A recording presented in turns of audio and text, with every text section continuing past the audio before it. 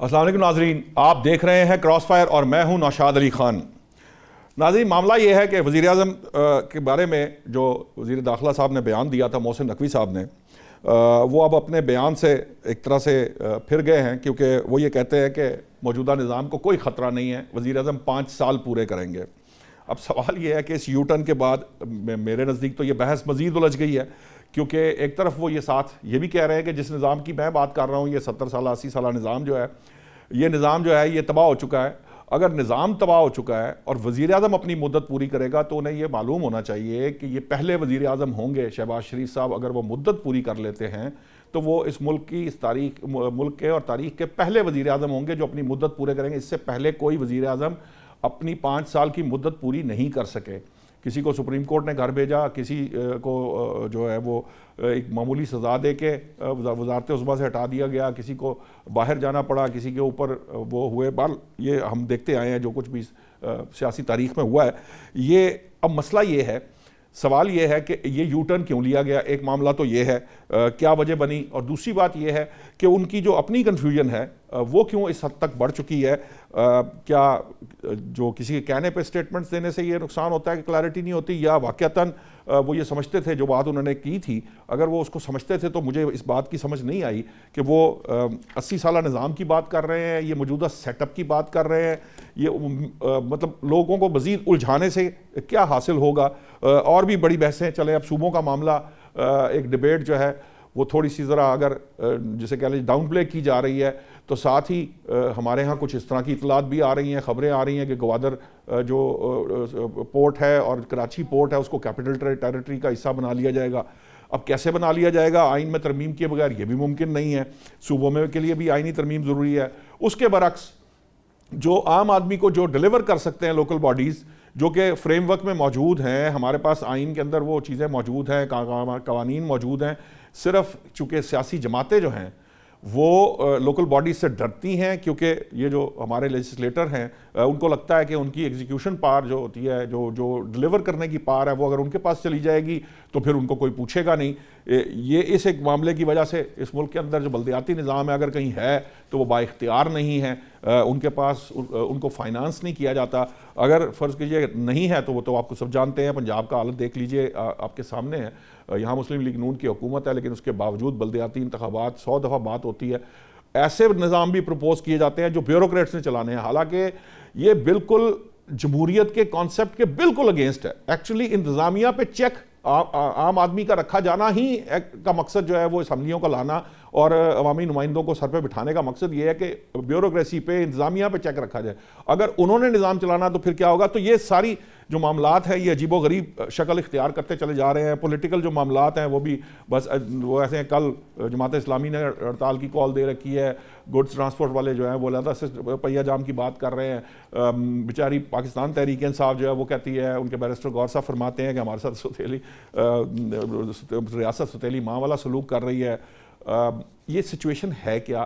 اس کے نتائج کیا نکلیں گے؟ یہ جو انسرٹینٹی پیدا ہوتی ہے، اور میرے لیے یہ اس لیے یہ میرے لیے بڑا کنسرن رہتا ہے، مجھے لگتا ہے جیسے ہی سرٹینٹی پیدا ہونے لگتی ہے وہاں پر انسرٹینٹی پیدا کر دی جاتی ہے۔ یہ جو مزاج ہے ہمارے ہاں خاص طور پر، یہ اس کا کیا نتیجہ نکلتا ہے وہ ہم پہلے بھی ایڈونچرزم جو اس ملک میں ہوئے ان کے نتائج دیکھ رہے ہیں۔ میرے ساتھ اس وقت موجود ہے حامد ولید صاحب، سینئر جرنلسٹ ہیں، تجزیہ نگار ہیں۔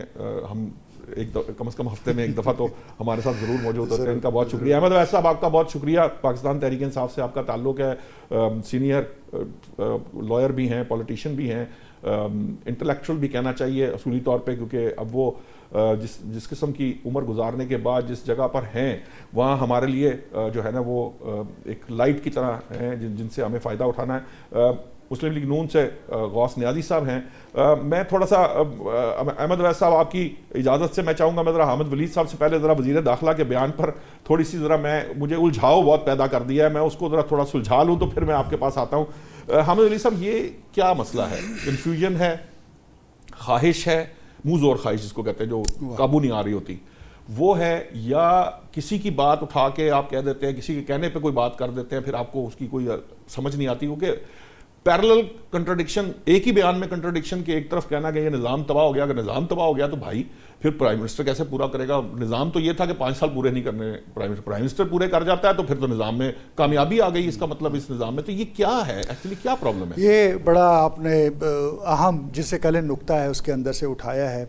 अच्छा, फॉर्चुनेटली आई वाज देयर जहाँ पर ये बात हुई जिन्ना कन्वेंशन सेंटर के अंदर, और उससे पहले किसी एक पॉलिटिकल पार्टी की कोई बड़ी बिग गन भी वहाँ आ गई जिसको वहाँ से रिक्वेस्ट की गई खामोशी से कि आप चले जाएं, आप यहाँ क्या कर रहे हैं?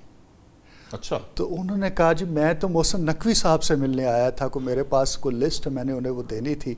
तो उन्होंने कहा साहब आपके बारे में तो ये है कि आप इस फंक्शन के लिए मतलूब नहीं हैं, तो आपकी मेहरबानी है आप या तो पीछे जाके बैठ जाएं। And he is big gun of some political party and he was thrown out कि आप अभी नहीं बैठे। एक दूसरा ये कि जो मोहसिन नकवी साहब ने बात की कि निज़ाम जो है वो बिल्कुल वो तबाह हो चुका है, गल सड़ चुका है और डिलीवर नहीं कर रहा है। इसको जब जोड़ा गया बिलावल भुट्टो की बात से कि आपकी टिकटॉक शुरू हो गई है, तो वो यूं लगा कि जरदारी साहब का बेटा एक हकीकी और एक मुंह बोला, दोनों एक ही बात कर रहे हैं और गालिबन प्राइम मिनिस्टर के खिलाफ बात कर रहे हैं।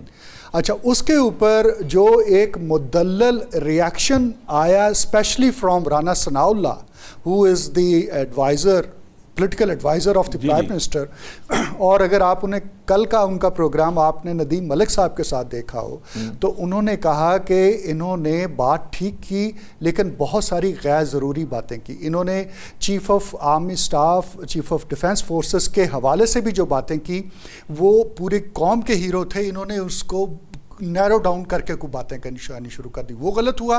फिर ये बताएं कि 5 करोड़ 10 करोड़ कौन पॉलिटिशियन बिजनेसमैनों से लेता है, तो ये उनका नाम बताएं।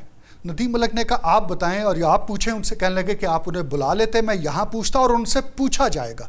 तो गोया के एक बड़ा क्लियर कट रिएक्शन आया कि भाई आपने जो बातें की हैं हर बात के पीछे कोई जस्टिफिकेशन होनी चाहिए थी। आप या तो नाम लेते कि उसने ये किया, आपने एक जेनेरिक टर्म्स में बात की। तो ये एक प्रेशर वापसी जो रिस्पांस आया उसके नतीजे में उनको, वरना आप जानते हैं कि दूसरे दिन DGISPR को भी ये सवाल हुआ कि वो वज़ीर दाखिला ये बात करते तो उन्होंने कहा कि वो उनकी ज़ाती राय है और ये है कि हाँ ये सिस्टम, लेकिन उन्होंने निगेट नहीं किया और उन्होंने फिर आगे वजह भी बताई, उन्होंने रीजनिंग भी दी कि सूबों की जरूरत क्यों है। अब आप वज़ीर दाखिला, बिलावल भुट्टो और DGISPR तीनों को मिला लें तो एक ऐसा प्रेशर कुकर की सीटी बजी के सबने कहा लो भाई अब ये धमाका हो ही हो।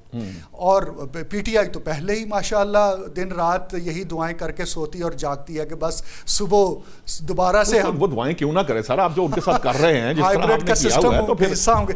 तो इसलिए जो इन्होंने अब एक उसमें से रेस्क्यू किया है अज खुद, और जिन लोगों ने इनको क्वेश्चन किए हैं वहाँ पर जिसके जवाब में इन्होंने बात की है उनको आप भी जानते हैं, हम भी जानते हैं, वो हैं ही उनके साथ हमारे दोस्त हैं, आज़म मलिक हों या दीगर लोग हों, तो ये बात भी करवाई गई है।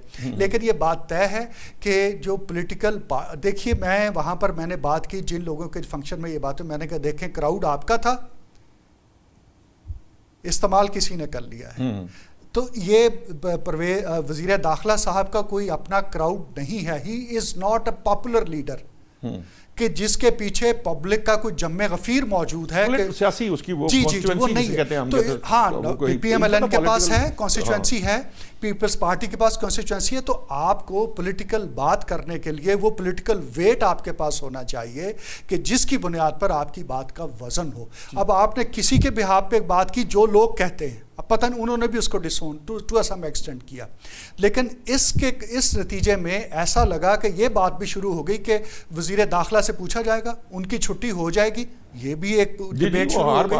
अपनी और अगर ये प्रेशर बने और आप फर्ज करें अगर अब कैबिनेट के 18 लोग बैठे हुए हैं और इसमें वज़ीर दाखिला एक बैठा हुआ है और 17 लोग इंक्लूडिंग द प्राइम मिनिस्टर शुरू हो जाए कि आपने ये क्या बात की है, और हर कोई बारी बारी पे उनकी नालिश لینا شروع کر دے تو کیا صورتحال بنے گی. چنانچہ ان سب سچویشن کو دیکھتے ہوئے انہوں نے ایک بیلنس کریٹ کرنے کی کوشش کی, یہ بات کہہ کے کہ 5 سال پورے. ہائیبریڈ کا مطلب ہی یہ ہے کہ 5 سال پورے ہوں گے, ادروائز تو ٹھیک ہے.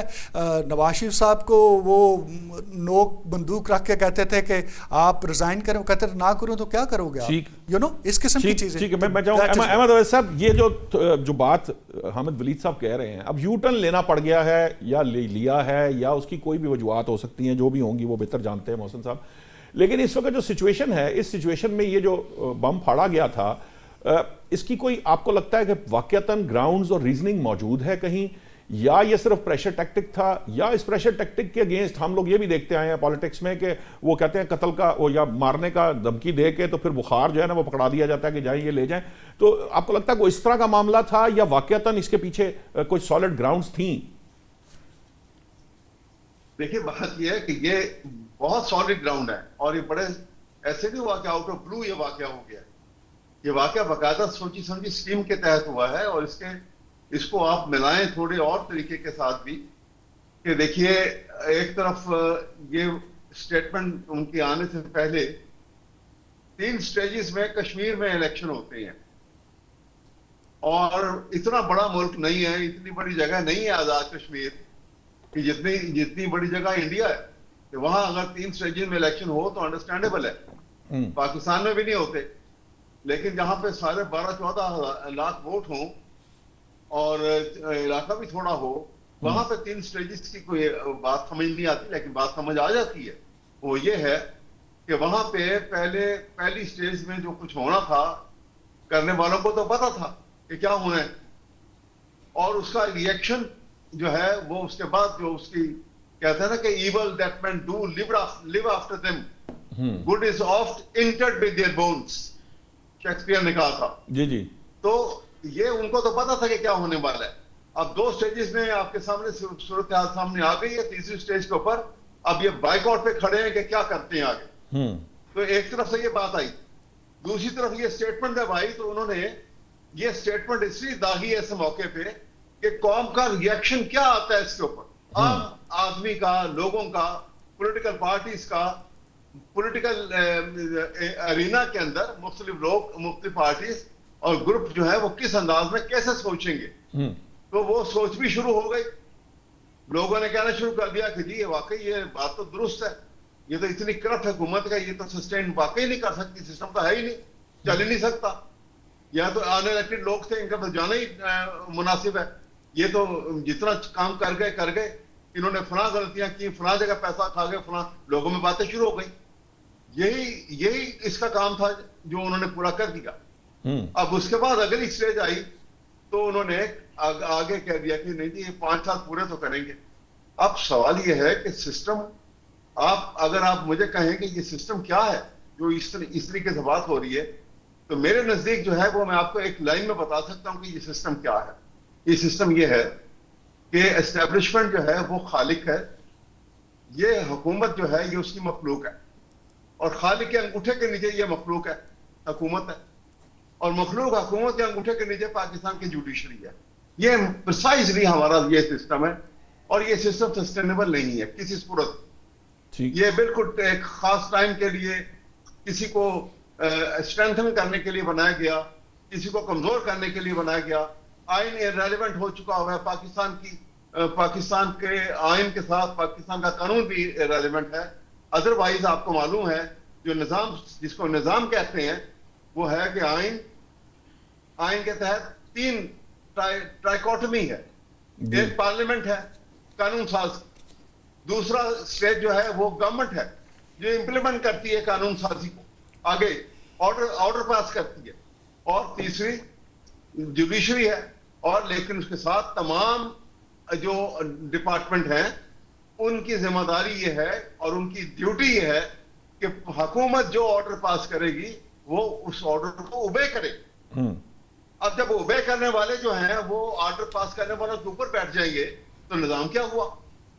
اب اس نظام میں ہم چل نہیں سکتے ہیں. یہ نظام جو ہے یہ ڈائریکٹ اٹیک ہے آن دی آئیڈیالوجی آف پاکستان, کیونکہ آپ نے رول آف لا کو رول آف اتھارٹی سے بدل دیا. یہ ڈسپوٹزم جو ہے یہ پاکستان کے آئین کی نیگیشن ہے, یہ اس انیشل جس کی بنیاد پہ پاکستان کی آئیڈیالوجی بنائی گئی تھی، وہ اسٹیٹ آف مدینہ میں 3 سینٹنس تھے رسول پاک کے کہ یہاں رول آف لا ہوگا، یہاں سبسروینٹ امیر المومنین ہے وہ سبسروینٹ ٹو لا ہوگا، اور تیسری یہ کہ سب قانون کے آگے برابر ہوں گے. ساری دنیا میں بادشاہ تھی تو یہ نظام اس وقت بنایا گیا تھا، اور جو سارے یورپ نے اور امریکہ نے اور دوسرے ترقی یافتہ ملکوں نے اڈاپٹ کیا باری باری، اور آج کہاں پہنچ گئے.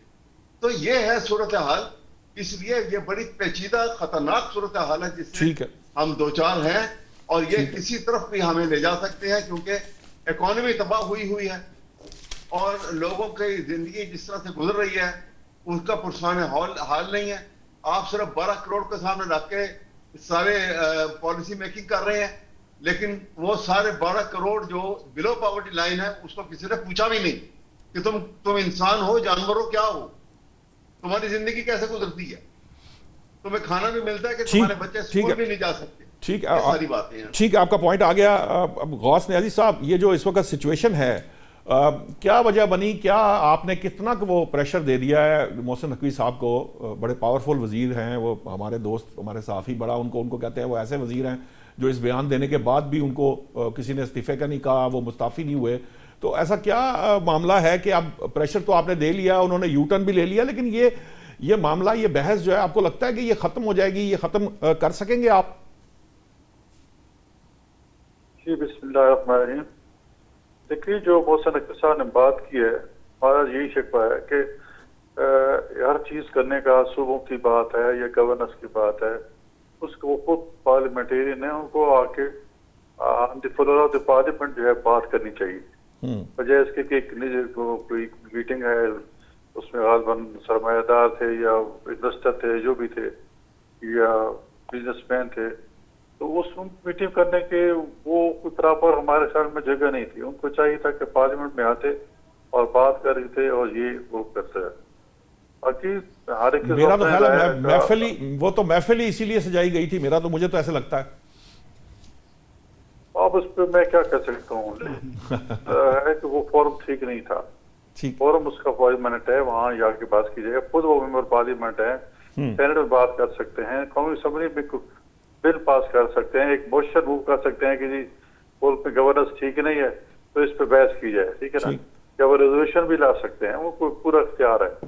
تو فارم یہ تھا، پھر کسی کو نہ ہمیں اعتراض ہوتا نہ کسی کو اعتراض ہوتا، بحث ہوتی، اس کے حق میں بولتے ہو کس کی بولتے، اور پھر ووٹنگ جب ہوتی تو پتہ چل جاتا کہ عوام یہ کہ عوام کے نمائندوں کی کیا رائے ہے، کہ ممبر پارلیمنٹ کی کیا رائے.